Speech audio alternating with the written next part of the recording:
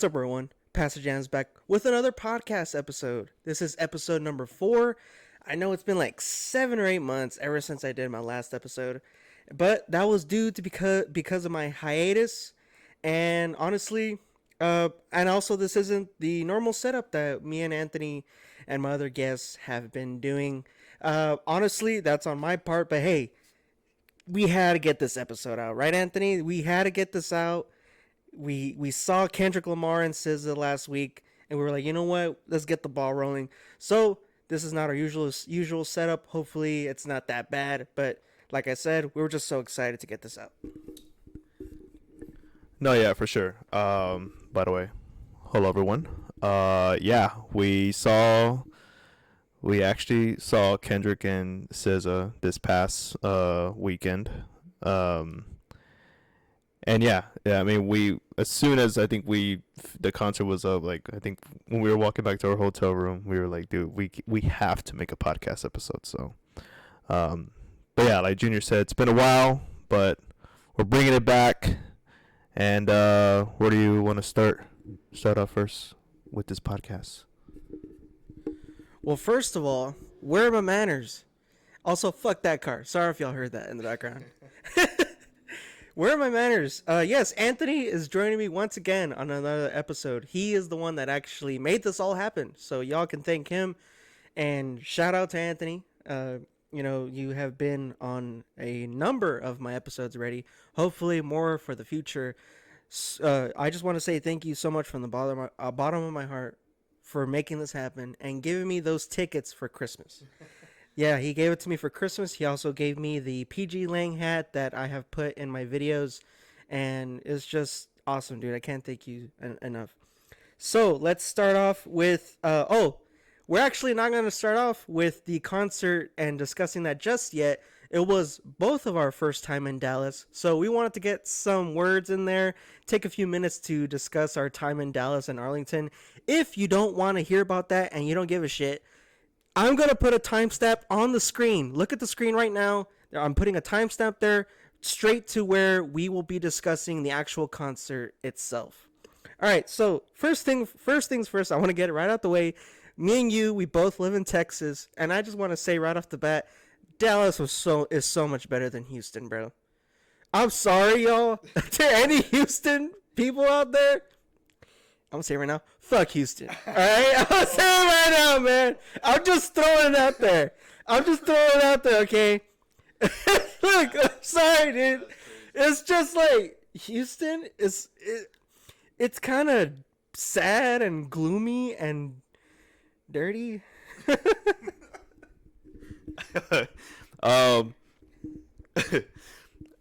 I mean, I've been to, obviously, like what Junior said, this was our first time being to Dallas.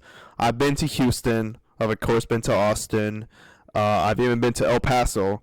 But for some reason, I've never been to Dallas. And listen, I will agree, yes, Dallas is nicer than Houston. I know it sounds bad. But when I went to Houston. The one time I did go to Houston, it's actually when I went to go see the J.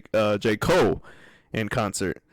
But, as awesome and as badass as that concert was as well, what's I can't think of the stadium that the Houston Rockets play at. I can't think of what it's called. But, as nice as the stadium was, as I will admit, it was downtown, and I think it was downtown Arlington as well, where AT&T was.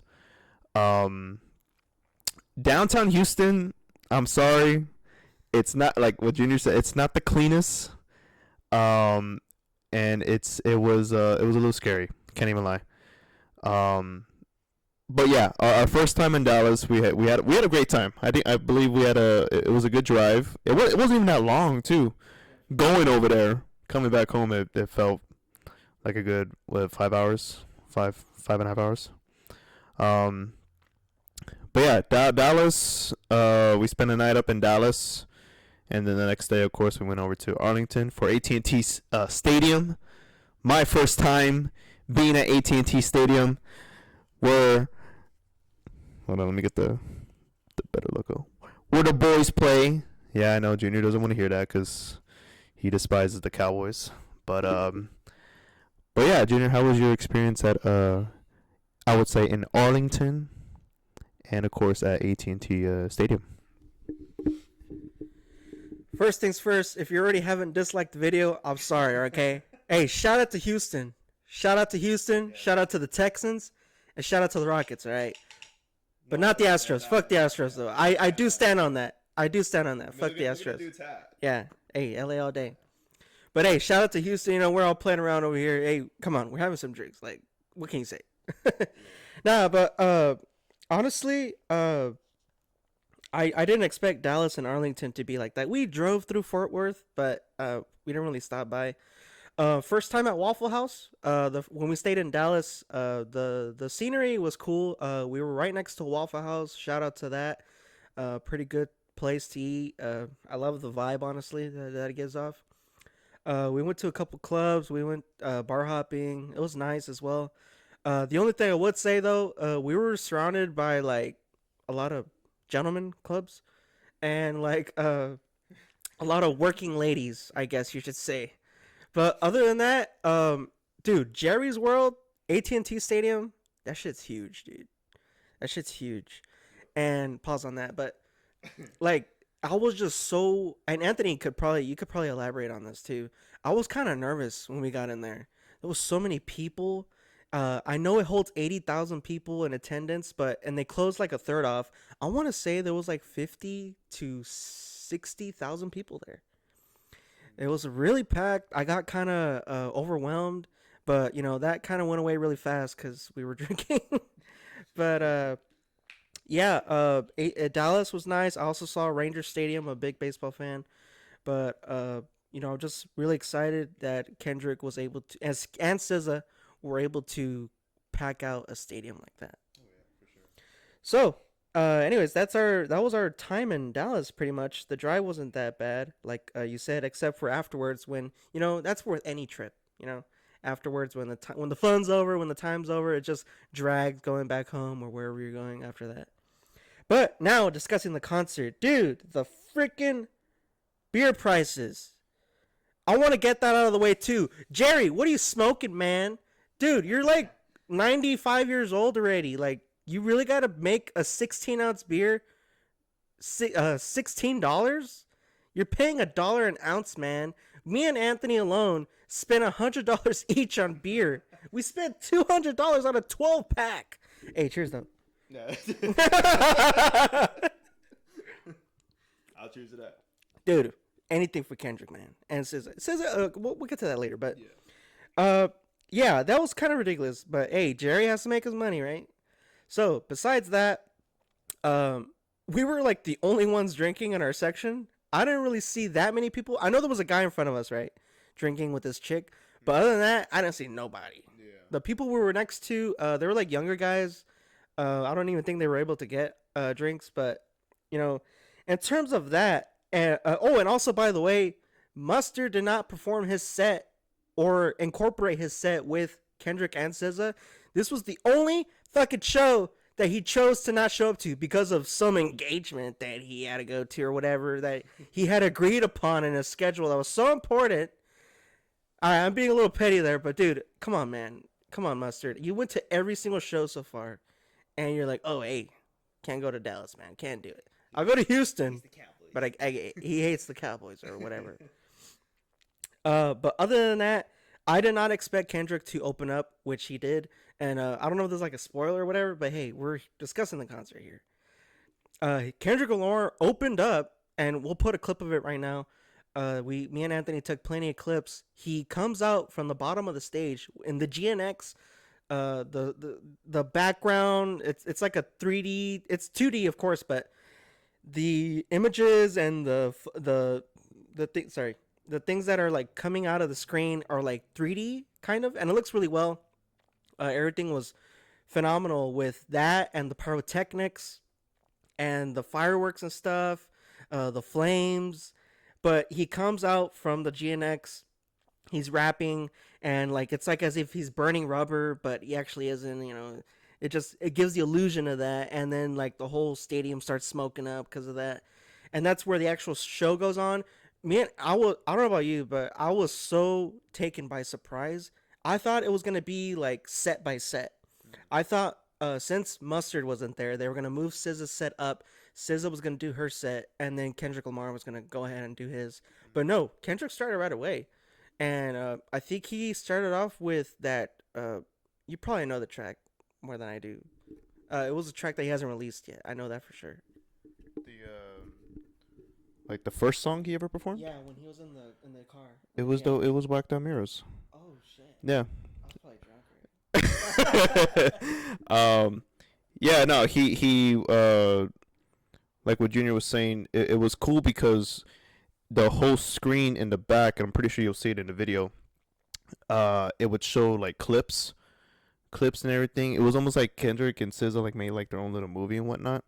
But the first song he performed, which is Back Down Mirrors, it was cool because there was a light that would like write down the lyrics Yeah. of I can't think of the lady who sang the intro.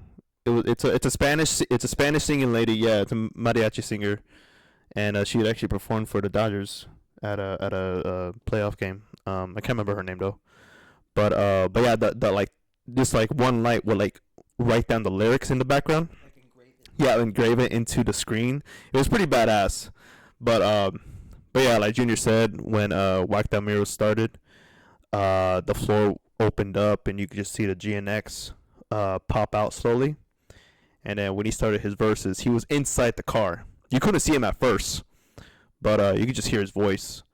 And then I think like the beat starts getting like louder and the drums start coming in, then they pan the camera like on the other side of the window, so you can see him. You can see him in the screen, and he's just rapping inside the car. And then as soon as the beats start getting harder and he starts like rapping more, that's when he gets out, and yeah, all hell broke loose. That was crazy, but but yeah, and then I think after I can't remember after that if well, I don't know how you want to do this. Yeah, I'll let you explain this. Right after that, shit started popping off when he played Squabble Up from the get go. Let's roll the clip.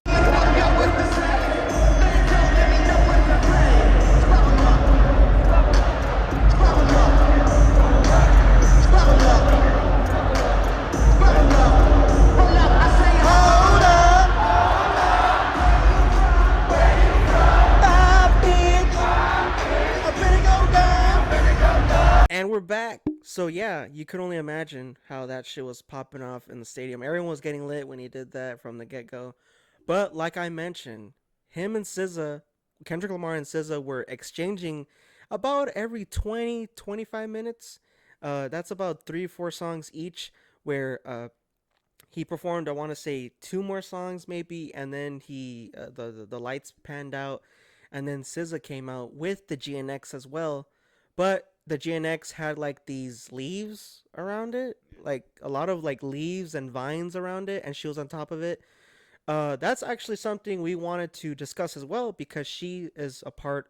She's basically the other half of the GNX tour. She performed just as much as he did, and something that was really interesting and kind of beautiful as well with the whole show was it's very cinematic. The like I said, the background it really emphasized this story of sorts, and you kind of from the beginning to the middle to the end, you see this sort of evolution with SZA and Kendrick Lamar as well, where eventually they do end up like colliding together, but we'll get to that later. I did not hear SOS, which was SZA's latest album, and especially, let alone the deluxe album that came out last year, where it is really the theme revolves around like bugs and insects and metamorphosis and, like I said, evolving. And I kind of, as much as I support TDE, Top Dog Entertainment, I kind of I'm disappointed in myself that I didn't listen to either of those albums. Yeah, I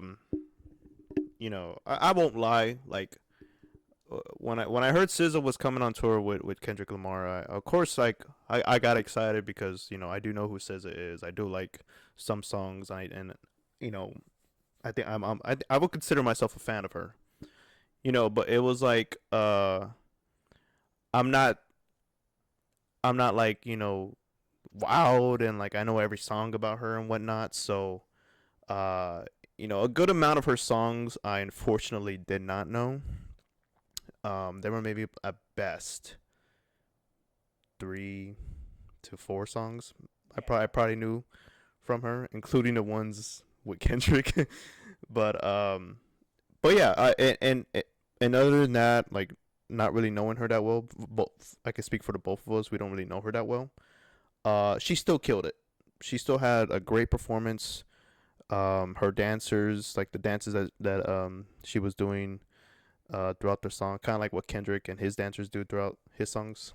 Um, yeah, they both killed it. Um, and like Junior said, they would play about maybe 3 to 4 songs, and then they would fluctuate, going from Kendrick to SZA, Kendrick to SZA, and then eventually, Kendrick and SZA would perform their songs at towards like the last like what 20-30 minutes of the concert. Um, but yeah, we're not gonna take anything away from SZA. She still killed it. She performed extremely well. I think she sounded really good, and I see that that's a point in one of the things, but we'll get to that later on throughout the video. But yeah, SZA, she killed it. She sure did. And something as well that I want to point out with, especially with the whole cinematic and story thing, Kendrick Lamar, his story kind of mostly revolves around like West Coast, gangster stuff and that kind of aesthetic, especially with Latin culture and the Dodgers and LA and stuff like that. Whenever Kendrick Lamar, he was kind of creating cracks in like stone, and then when SZA came out, those cracks were being healed by these vines. I don't know if you realized that during the concert, but she's kind of meant to create like this healing factor, I guess. This kind of like sweet ambience and stuff like that. There were people there who were there just to see SZA, and that's completely fine. We saw a lot of SZA fans. That's completely okay. You know, yeah, yeah, a lot of fans there, supporting SZA. Crazy to see her. As much as it pains me to say this, most of our bathroom breaks and beer runs did happen during her sets because I honestly, dude, 3 4 songs max where I was like, oh yeah, hell yeah, like I know that song. But I assume most of her songs came from SOS and her deluxe. But I'm a SZA fan as well. I consider myself one, even though I haven't really caught up with her discography. I mean, Control. I waited a whole year to get that shit signed, and I finally did. But it's not like I am bashing down on her, even though we will bring up some constructive criticism points during this episode. I guess we should get to that. There's been a lot of criticism of her and her singing that she's actually not singing. She's lip singing, and that was kind of prominent whenever the Super Bowl came up because Kendrick Lamar performed at the most recent Super Bowl, and she came out in it. And dude, I do have to say right off the bat, she was not singing in the beginning. In the beginning, when she was dancing and moving around a lot, she's not singing. But then towards the end, you can tell that she is now because you straight up hear the difference in audio. And this is it's kind of the same here with the tour. Uh, she there's moments where she's stationary, like for example when she's on the GNX or when she's just like walking around slowly because the setup itself is inspired by the Super Bowl. There's the main stage with that background like we mentioned, but then there's the buttons from the Super Bowl. There's the circle, there's the square, and then there's the triangle. and those are the three platforms that kind of like bridged around where Kendrick Lamar and SZA are walking around and performing and whatever. But when she is dancing, I don't think she was singing. Like it was kind of strange. Especially at first, you couldn't really hear her. I think the stadium might have had some mic issues. I know, and I'm not bashing her. I know that she has had vocal cord issues in the past. She even was on the verge of losing her entire career because of her accident. But you know, I mean, if we're gonna go pay someone to see them sing and perform, I kind of want to hear them sing and perform. You know what I'm saying, Doug? Like, if Kendrick Lamar was lip syncing the whole time, I would be very upset. Yeah. You know what I mean? But like I said, she still did an amazing show. I don't know if you know what? I'll put a clip of that. There is a clip I will put in of SZA and her performance. She's in the air where she is like at this grand, like this is later on in the show, but I'll put it in right now. She's at the peak of her evolution. She starts off as like a cocoon or whatever, and then she's finally a butterfly. She's in the air. She's on a harness, and she's singing, and it's like a starry night or something like that. She's not singing right there. You can tell straight up that she's not. And hey, that's whatever. Okay, I'm just throwing it out there. I'm not saying that I didn't like it, but it is kind of disappointing in a way where I know she's in the air, she's suspended in the air, but uh, there were times during the show where they would like zoom in on them, and then in this case, when she was in the air, they weren't doing that at all, and you can tell that yeah, she wasn't exactly singing. And there is something else after the clip that I want to discuss where she did piss me off, and I think you know what I'm gonna talk about. Roll the clip. There's another universe. Please make some noise. Give me a sign. This can't be life. If there's a pause, we're losing love, repeating pain. It's all the same. So, tell me what y'all think. I mean, was she singing? Was she not? I think it's kind of obvious that she wasn't, which is okay. It's whatever. I'm past that. Hey, we saw her. We saw her already. It's whatever. Take it as you will. Take it as you guys. Whatever. Anyways, next thing I do want to get out the way though, she did piss me off, and I can't let this slide. You all know me on this channel. I do not fuck with that dude. I don't mess around with the six god, alright? I was gonna say we didn't even have to name him. The fucking Drizzler? Drizzy Drake? Yeah. Just hurts. I feel like I need to take a drink just saying his name. Hey, fuck Drake.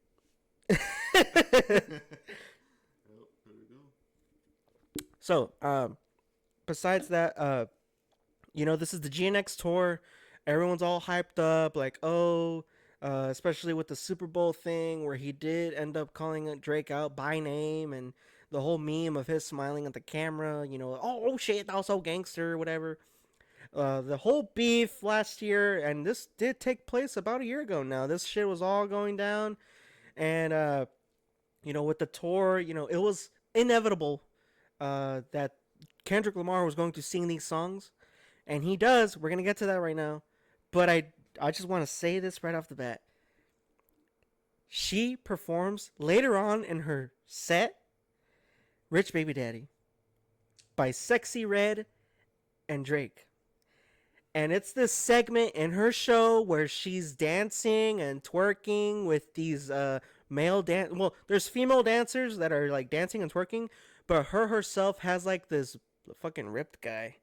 He has like a fucking mantis helmet on, but he has like his abs exposed, and she's like dancing on him, twerking on him, and she like wraps her leg around him and like twirls her around. The crowd was going crazy when that shit happened, right? I'm not gonna lie, she's kind of hey.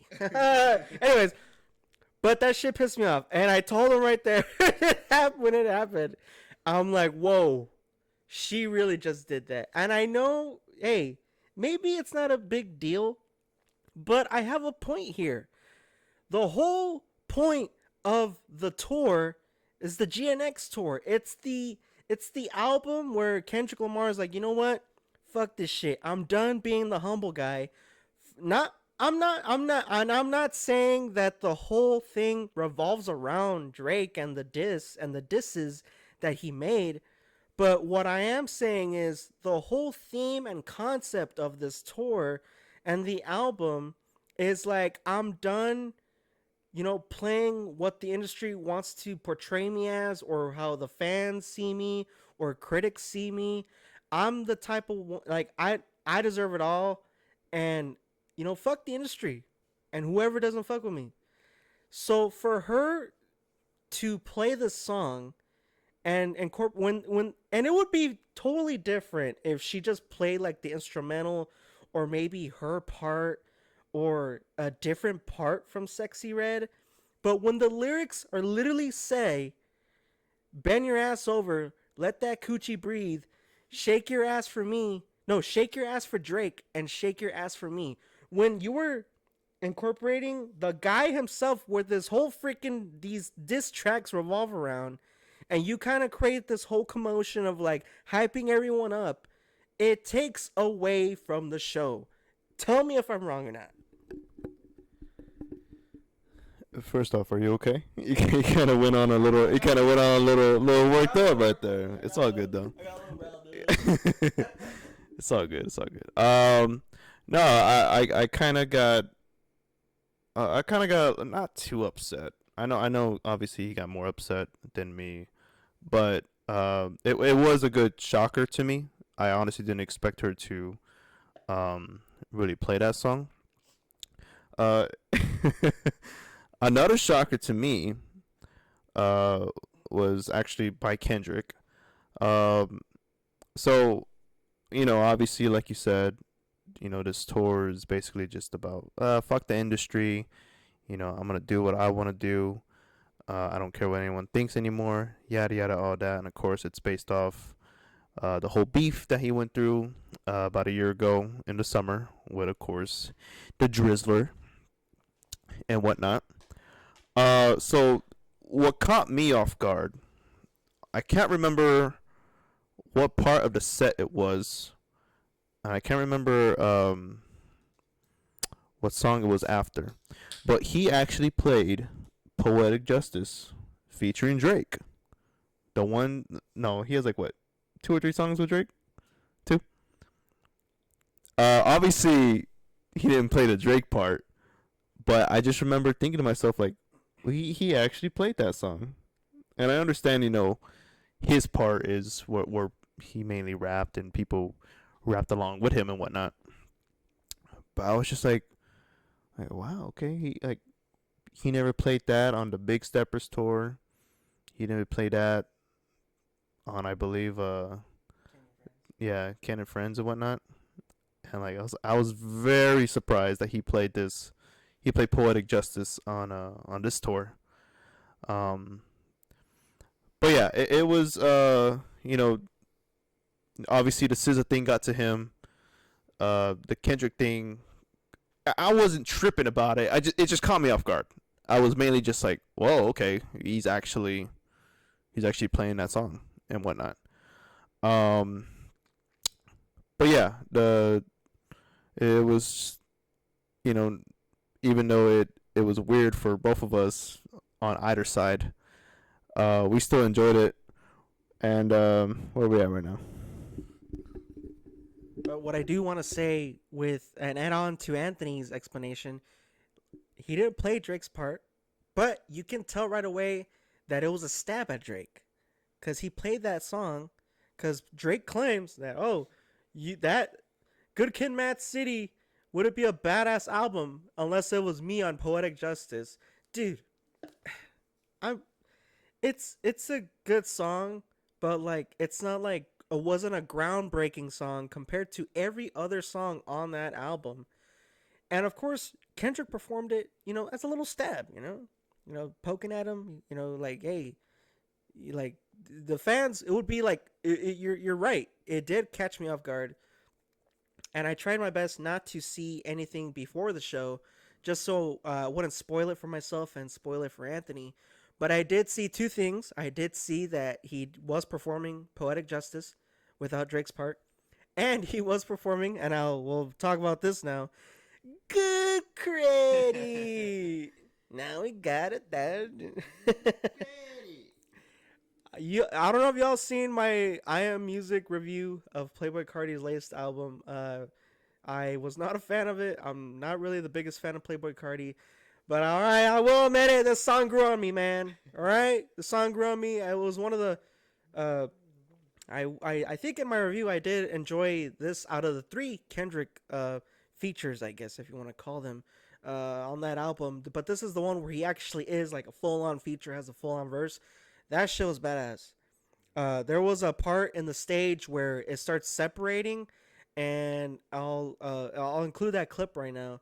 But it separates, and then you see like they had like steps that would go up, and he was either be on it or his performers would be on them. But I want to say in this one, everything just turned red and was flashing red, and the steps weren't there. It was like It was separating, and they were all like mosh pitting in the stage. Yeah. So that was going on, and dude, okay, like the pyrotechnics were going off. You know, we got the flames going and everything. That show was badass, right? I will admit that show's badass. The whole crowd got freaking wild, and Kendrick Lamar performed his part. That shit goes hard. And I did hear, well, Anthony told me that the next place that Kendrick Lamar and SZA performed on tour was Atlanta, and Cardi came out. You probably saw that more than me. After you explain what you saw in terms of him bringing Cardi out, we'll roll the clip. You gonna roll the clip right now? No. Oh, okay. Yeah. And to add on about good credit. The two songs he was playing before Good Credit came on. He started off with Like That. Oh, that's right. So that got the crowd hyped. And then he decided to play DNA, which got the crowd even more hyped. And then he transitioned into Good Credit, which got the crowd even more hyped. So imagine that. You have like three of the most hypest songs ever. The pyrotechnics are going crazy. The lights are going nuts. And I think and it was cool because the screen behind him, it would play different like movies, or like they would show different things behind every song. Oh, yeah. And like DNA, I remember it would show like those old VHS type movies and whatnot, and it would be like, as weird as it may sound, it would be like little kids playing in like the street and whatnot. It was pretty cool. I thought it was pretty cool. And I can't remember, like, I think Good Credit was just like the screen was just black and the lights was just like flashing red and all that. I'm pretty sure you'll see it when we roll the clip and whatnot. But yeah, I think that was probably that three span of songs. I think that was probably like the most hyped I think I ever got. I think the drinks were probably hitting us too at that time. So Probably like the midpoint of the show. yeah, I think I can't. Okay. First of all, they played a lot of songs. They didn't play the full songs. They would play maybe a good, at best, portion of it, and then they would stop and of course go into the next song. I think both SZA and Kendrick did that. They played a total of 52 songs. 52 songs. So like we said in the beginning, Kendrick would start off. He played about a good 3 or 4 songs, and then SZA would transition over to SZA. She would play a good 3 to 4 songs, and that's all they would do. Just transition until, of course, at the end they would get together and they would sing their songs. But a total of 52 songs. That's crazy. I know it's not technically the full song, but I still count it as, hey, they performed their songs still. They put in the effort, they put in the work and whatnot. And a total of 52 songs were played that night. Crazy. But But yeah. Roll the clip for good credit.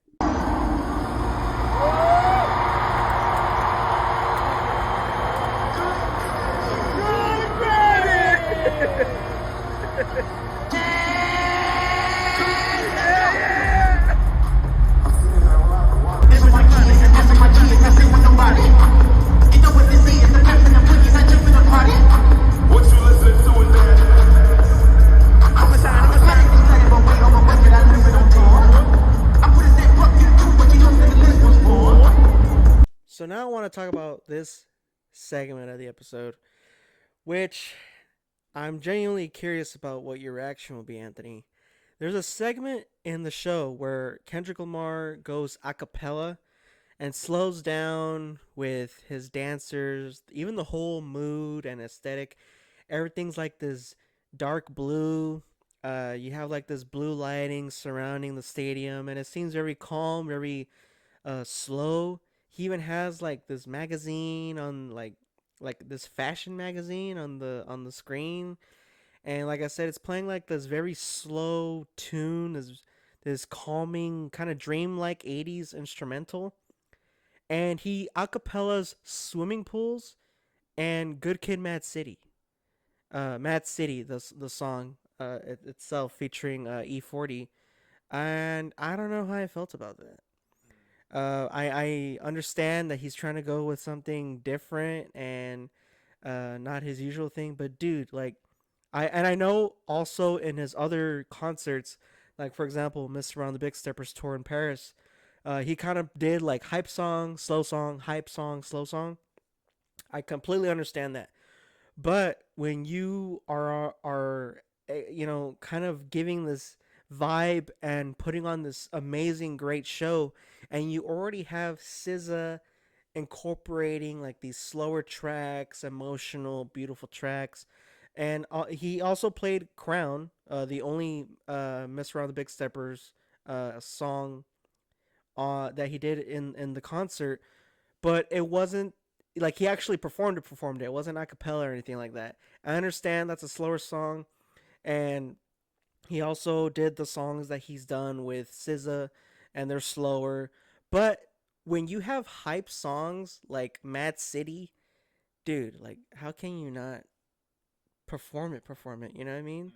Yeah. Like I'm pretty sure. I don't know if it was just me or what, but like the crowd, I was like, okay, he's gonna sing like some of it a cappella, and I thought he was gonna stop, and then like I don't know, maybe the pyrotechnics were gonna go off, and he was gonna perform it.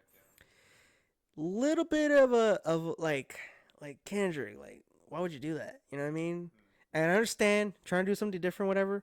But I want to say maybe that's the part where Kendrick fans would be most disappointed in, or confused, or not even like that part in general. But for what it was alright. You know, it was the part in the show where I was like, okay, I understand what he's trying to do, but dude, perform Mad City, you know. No, yeah. I kind of didn't know how I felt about it at first as well. Like you said in the background, he has like these like dark navy blue lights surrounding the whole stadium and whatnot. And I can't remember. It was a picture of someone, and it said legend. I don't know. I couldn't remember who it was. It was an older lady, probably performer in like the 70s or whatnot. But yeah, I honestly I didn't know how I felt about it at first, because I feel like it's the same way. I'm the same way. Like it's Mad City, dog. Like you gotta perform that shit hype. And Swimming Pools, I could understand that. I know it's kind of like a slower song and whatnot, but I mean, you know, hey, he wanted to try something new, and he did. I mean, I'll tip my hat to him. I mean, he still did a great job, even if it wasn't slowed down / acapella version of it. But yeah, but I don't remember him performing Crown. No, it wasn't Crown. It was Count Me Out. Count Me. Oh, okay, yeah, it was. He actually performed Count Me Out, not Crown. Yeah, I was confused. I was like, I don't remember him. Yeah. And I think you're right. I think that was the only Mr. Morale song he performed. Um, Not to be petty or anything, but I seen him before N95 in Atlanta. I saw him perform. I think Rich Spirit or Die Hard in Minneapolis.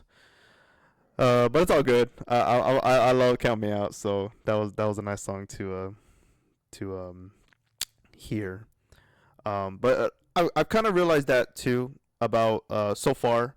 I can't even lie to you. Like after the concert, like I have been watching how he did in Minneapolis. I've been watching how he did in Houston, and I know his latest show was in Atlanta. I saw that whole show, seeing how he did, and I realized that he's adding little small differences in each show. Whether it's pyros, whether it's maybe an interlude or like a different song completely. So like we got Count Me Out, while Minneapolis got Rich Spirit. I think it was Rich Spirit or oh my god, Die Hard. Yeah, yeah. Our stadium didn't catch on fire.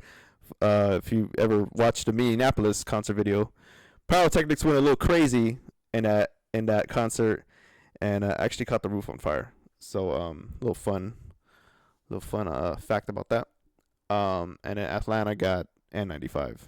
So I kind of do like it how he's kind of adding little small differences in each concert and whatnot. But yeah, I I honestly have no issue with that part of the concert. I think he did a real good job on it. And I know this isn't on the list. Um, Family Ties. You realize he had a whole unreleased verse on that. Of course, we all know Family Ties, the song with Baby Keem, Kendrick Lamar's cousins, of course. That's the song that features Kendrick Lamar. We know how, as soon as we hear that, those trumpets start and we hear, we know what song it is and we hear that beat drop and whatnot. You think of course, Baby Keem's part. But as soon as the chorus the verse that Baby Keem starts on Family Ties, Kendrick Lamar made a whole unreleased verse. So, while that was happening, everyone thought we were just gonna be singing the Baby Keem part. Kendrick Lamar came with a whole unreleased verse that we had no idea that he was gonna rap about. I couldn't quite hear what he was rapping, lyrics wise, because I was kind of too hyped and whatnot, and yeah, and drunk. This is when the drinks were starting to hit too. But I heard that he talked some shit on there. I gotta look up the lyrics on that, but yeah, I thought that was cool as well. I know he's been doing that at every show. Quote me if I'm wrong, but yeah. Other than that, I really had no problems with the acapella / slowing down. I guess you could say 2 hype songs. Yeah, I thought it was nice and whatnot. So yeah, I really have no issues with that. Guess I'm the odd one out, huh? No, just joking. But we're coming to the end here. Got a couple subjects left. The end of it all. The end of the whole show, the whole shebang. SZA and Kendrick switching every 20 minutes or so, 3-4 songs each, and finally they came together. And that's where this was after SZA did her whole thing with like becoming this butterfly and whatever. The whole cinematic thing. I finally had them together in the GNX, and they were like getting snacks or something. And Kendrick Lamar makes this funny joke with like, SZA wants chamoy, and he doesn't know what that is. And she's like, "What do you mean you know what that is? Your fans are Mexican." And everyone was laughing, like it was pretty funny. And the reason like I talk about that is because like I said, it was like this whole cinematic story, and the GNX was a big part of it. Like you see it in basically every single cinematic that was there. And even SZA was using the GNX. Like I said, she covered the GNX with like vines and leaves and flowers and whatever. But a big part as well is where they finally come together at the end, and SZA has this moment where like she turns not evil, but like she exposes like this dark energy and this dark side of her, where you see like fucking like locusts and spiders and shit, and it's like red and like that's where she does like the whole dancing segment and like twerking and shit. But it's supposed to be like there was this part. I'm pretty sure we didn't get this on our phones. There's this part where like everything's foggy and she's like laying down where that part comes up and down for the GNX, and she's like sideways, and she's like has her head down and like her hair's down, and it's supposed to be like this ominous, mysterious. I don't know what song she was singing, but like everything's like flashing red, and then like the dancers are there, and yeah. There was this whole thing of like part of her evolution where I guess maybe those dark thoughts got to her or whatever. Like I said, I haven't heard SOS or the deluxe edition, but she overcomes that. She meets up with Kendrick, and then they start performing their songs together. Most notably, Luther. That shit got everyone hype. The symbols or the shapes, I guess I should say, they raise up. Kendrick goes to one side, SZA comes to our side. We had SZA's side. They're in the air and they're singing Luther. It was actually pretty nice. It was very beautiful, and they were getting like the crowd hyped up and stuff. And then they end off with Gloria, which I didn't expect at all. They ended off with Gloria, and that's where everything pretty much ended. And it was a great show altogether. We have one more thing to discuss after this, and then we'll call it there. But yeah, that's pretty much it.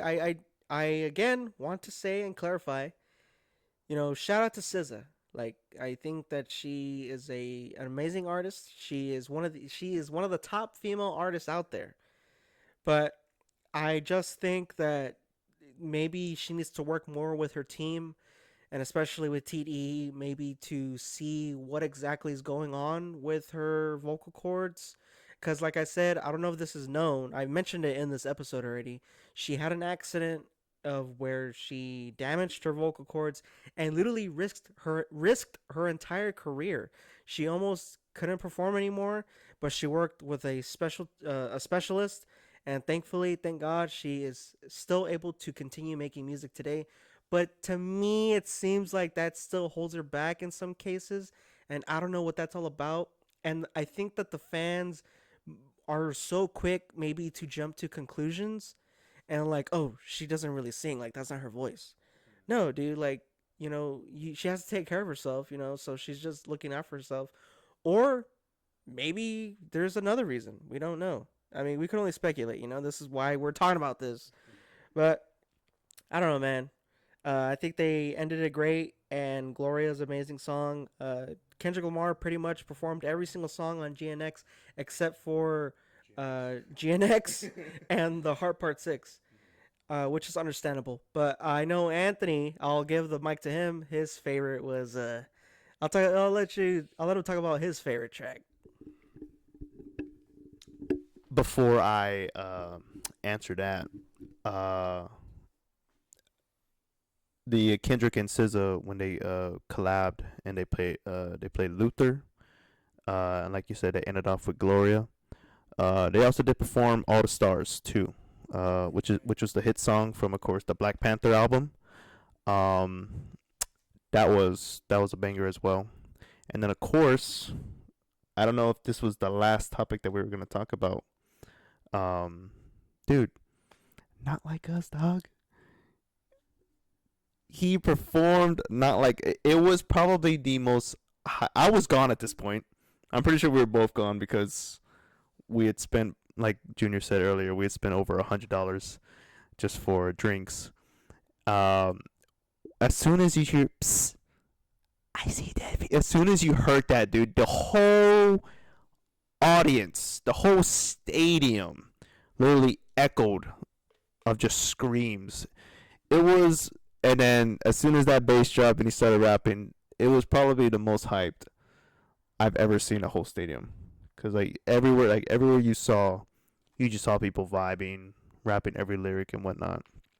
Um, but yeah, that was lit. And then, like you said, they ended off with Gloria, which is a very beautiful, nice, amazing song to end off with, which was kind of, I found this a little disrespectful. People were already leaving, like before the song even started. Did you notice that? Yeah, I've noticed that. I noticed a lot of people leaving like either when the song had just started or like midway. And I understand that, okay? You want to get out early. I don't. Fuck them. You want to get out early, and there's a lot, especially if anyone knows that when leaving a packed stadium, traffic does get pretty bad, and I understand that. But come on, you spent money to come watch Kendrick Lamar and SZA perform all their songs, and they're performing one of the most beautiful artistic pieces that you could ever listen to. Such a beautiful song. If you don't know what that song's about, look it up. It is a beautiful song and a wonderful song, and I loved how they ended off with it.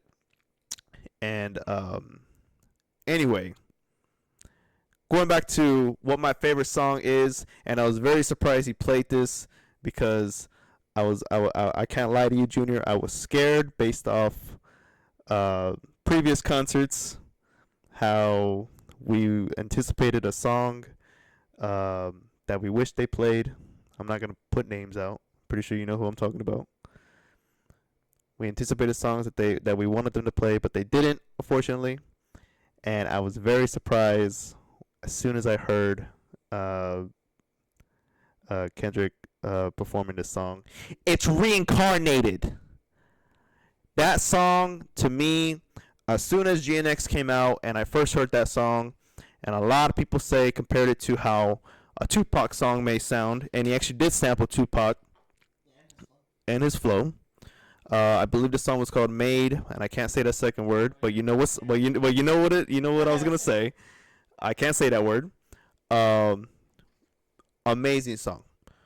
Listen to the lyrics, the story that he goes along with it, talking about former artists that were, I believe, in the 60s and 70s, talking about the addictions that they went through, the childhood and the growing up and all the pain that they went through growing up, and then also comparing himself into that story as well, bringing himself into that story. Bro, it's an amazing song. And so I was very, very surprised, very caught off guard that he actually performed that song. But it was amazing to see that song live. Because I feel like, honestly, if Kendrick was to ever go on tour again, I don't think he would ever perform that song again live. Probably not. It's not that big of a song, which I think it should be. I think it's a very underrated song on that album. I think it does get overlooked from, of course, Squabble Up, TV Off, and of course Luther. But he has so many damn hits on that album. It's crazy. So, but yeah, Reincarnated, top song from Kendrick Lamar in my opinion, and I loved it. So yes, Reincarnated. The song I was surprised about that he played was Dodger Blue. I'm very surprised that he played that song, and that's considering it was awesome. Me and Anthony went in our Dodger stuff. I took my PG Ling hat, and excuse me. So, like I said, the screen sometimes would open up in the middle, and I'll put a clip of it right now as an example. But for Dodger Blue, it opened up, and there was these steps, and then there was like the big pine tree black ice scent, and then there was fuzzy dice. So like I said, very aesthetic of like West Coast and the West Coast culture. On the screen, he would show a lot of like Latino like gangsters and like the tattoos they would have, the type of attire that they had, and just the whole theme, and even with the writing of the style of like what was going on in the screen and stuff like that. I don't know if this was just something that Kendrick Lamar did out of the blue. Hey, Dodger Blue. But like it's interesting that he did take on that approach of exposing that type of aesthetic and that type of theme, especially uh in his tour. Given that he wasn't in West Coast LA, he was in Dallas, Texas, and I'm pretty sure that goes for all the other shows that he's been doing. But shout out to him. I really think that's pretty crazy. I think that also deals with like him showing up and putting these underground West Coast rappers that are not known. And I know we haven't talked about TV Off or Hey Now with Dodie Six, but dude, Lefty Gunplay on TV Off. He did play it. Everyone got hyped with the whole mustard thing. He did it twice, and it was amazing. Like I said, the crowd was moving. I wouldn't necessarily say in our section. Our section was kind of lacking a little bit, but you could tell that the crowd was getting hype, especially with any other song like Peekaboo as well. Hey Now was pretty cool. I'm surprised, honestly, that he did play Dodie Six's part. It was the whole verse, considering that Dodie Six called him out, but he did apologize. And Like an hour or two before the concert too. I think so, yeah. So that was pretty crazy. But he played pretty much every single song. He even played "Man at the Garden." The GNX lights came on, and it was just a spotlight on Kendrick, and he did perform "Man at the Garden." So he did the whole album essentially, and it was a great show. And that unreleased. He also did the unreleased track that he performed at the Super Bowl when he opened up in the Super Bowl. He performed that song as well. Yeah, that's right. That's right. He did do that. And the dancers, they were all like running around the stage and like hyping everyone up or whatever. But we are now down to the final segment of our episode. And I'll play it right after this clip as an example of how hyped the crowd got and an example of the screen splitting down the middle and kind of an example of what that was like. I make music better. You make music better. I can double down on that line. Was various times. Just random acts of kindness. Know you a master manipulator and a habitual liar too.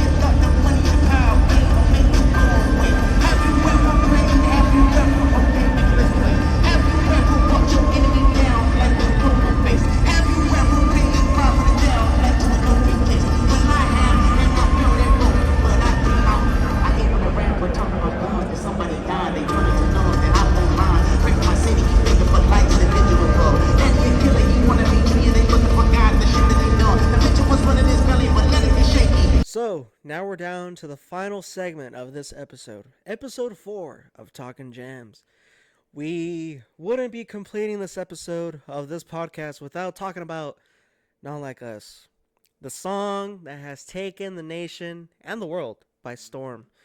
Released last year around mid to late May, I believe. It's the song that basically ended the whole beef, essentially.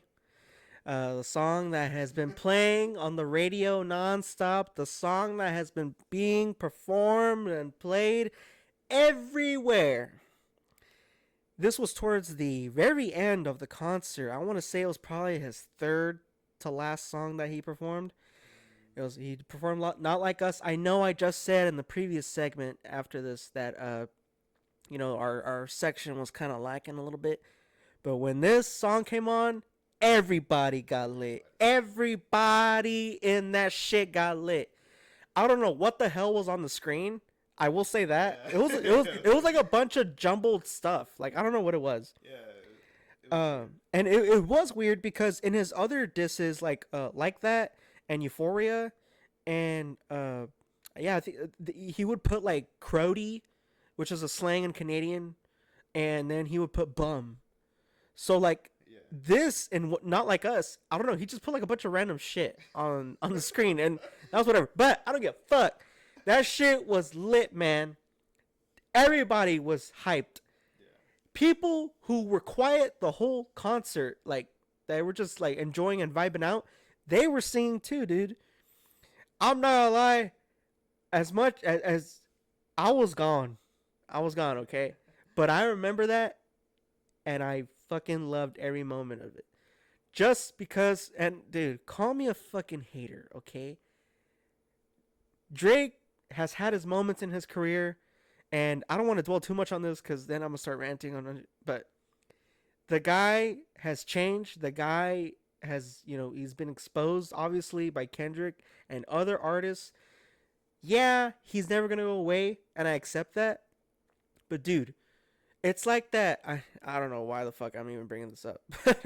It's like that Batman versus Superman moment where you know how Superman's like unstoppable and shit, where Batman gives that monologue to Superman is like, I just want you to remember the one man who beat you. It's kind of like that. I don't know why the fuck I've just brought that up. It just reminds me of that. Yes, Drake and his career is still relevant. He's not going anywhere. He's still gonna have hits. Obviously, he came out with that album with Party Next Door, but we all know that he has lost twice to Pusha T and Kendrick Lamar, and that's why Kendrick Lamar. Shout out to him. Kudos to him. And that guy is just an amazing rapper. Also, by the way, I just want to throw this out there. You were talking about like different shows and stuff like that. My cousin that I went to go visit in North Carolina, he's gonna see him tomorrow, Saturday, in Charlotte. So I'm very excited for that. Very excited that he's gonna be able to enjoy that amazing show. And Anthony, I think we're gonna wrap it up there. I'm gonna give the mic to you. Have any closing statements? My closing statement would be About what I said. about what you said about Superman and Batman. Hey, it's a decent comparison. I mean, I could, I can see why you see that. Because I guess the whole I don't agree with it because he already has lost to Pusha T and whatnot. So I understand, like, yeah, he's been on this run. He's making hits after hits. No matter what song he jumps on, it becomes a Billboard Top 100 and whatnot. And this whole beef could have been done different if Drake didn't just bring up this dude's family, dude. As soon as Drake brought up Whitney, that's when it went downhill. After Kendrick said, "Oh, we bringing up families now. We're gonna go personal. Okay, I'll go personal as well." And then he released Euphoria, and then Drake's dumbass decided to go even further, personal wise. And then we all know the history. The rest is history. We know what happened and whatnot. To this day, I'm still shook about that second song. But yeah, my closing statement. Kendrick is the GOAT. SZA is one hell of a performer. I would definitely see her again. It honestly made me, considering how little I know about SZA, it honestly kind of does make me want to listen to her more. And I can't lie, I've been putting on SOS, the deluxe album of Control. Is it Control? SOS. Is it deluxe? Well, shit. What was the last? What was the last one? She's like, oh, that's the deluxe album. Oh shit. See, the more you know. Anyway, yeah, I definitely want to listen to more of SOS and Control, and those are the only two albums I believe she has. Obviously, I don't know her discography so that well, so I gotta look into that. But I definitely wanna listen to her more and whatnot. They both killed it. I still have post-concert depression about it because I miss it so much. It was probably I've been to a total of I believe 6 concerts, and I'm just gonna say this right now. I'm sorry for any Cole fans. I had so much more I had so much more fun at Kendrick's than I did at J. Cole's. I'm saying it right now. Okay? I love Cole. Cole is one of the greatest rappers on the planet Earth. But I'm sorry, I've never been this hyped at a concert than I was at Cole's. I love Cole. I still had a great time at Cole's. He was in Houston. I'm pretty. we know how we feel about Houston. But I was hyped from the start to the end with Kendrick and SZA, and I'm gonna name this right now. It is the best concert I've ever been to. Period. And we've seen Charlie, we've seen Cigarettes, I've seen J. Cole, I've seen if you know rock bands, I've seen Daughtry, I've seen Breaking Benjamin, and I've seen Stain. But yeah, so far throughout my life, this is without doubt the best concert I ever been to. So that's my closing statement, Junior. What is your closing statement, my friend? Well, I just want to get out the way that we pissed a lot of people off today. We did. We pissing off Houston. We're pissing off SZA's fans. We're pissing off J. Cole's fans. Hey, one thing I want to get out of the way before I give my closing statement. If you dislike the video, I noticed that our Charlie Crockett video had dislikes. If you dislike the video, that's completely fine. But please, if you have the time or if you have an explanation, say in the comments why. Maybe you don't like the setup. Like I said, this isn't the normal setup that I have for the podcast episodes. Maybe the setup's whack. Maybe the microphone quality is whack. Maybe the voice is too loud. Maybe you didn't like what we said. Just say why. It's completely fine. It's completely open.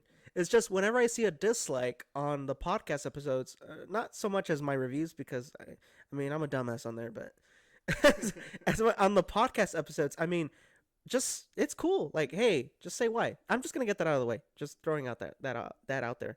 But yeah, SZA's discography, by the way, kind of bouncing off what you said. She has one before Control, but I don't know. Dude, it's slipping my mind. Came out in 2014. 2017 was Control, and then SOS in 2022, and then the Deluxe in 2024 for SOS. But yeah, I appreciate SZA so much. I would definitely see her again as well, like Anthony said. But yeah, this was probably one of the most greatest concerts that I ever been to. Finally got to see the GOAT. This is way better than the 30 minutes that I got to see him at ACL in 2023, I believe. And I'm very grateful as well that my friends took me to go see him. But that was a whole different can of worms. That was a whole different disaster. Only got to see him for half an hour. He performed like fucking a minute of each song. But hey, he tried his best. But finally, thanks to you, Anthony, I got to see him fully in a full concert and full show. So kudos to you, brother. Cheers to Anthony, guys. And with that, I will be closing off with this final clip of the show. The most probably hype shit you'll ever see ever in a concert. The one song that has taken the nation and world by storm. Hopefully y'all enjoyed. This was episode 4 of Talkin' Jamz, joined by Anthony. So grateful and thankful to have him on here, especially considering that he was the whole reason why we got to experience this and make this episode. Hopefully you enjoyed. Roll the clip. Good night, everybody. Drop, drop, drop, drop, drop, drop, drop, drop, drop, drop.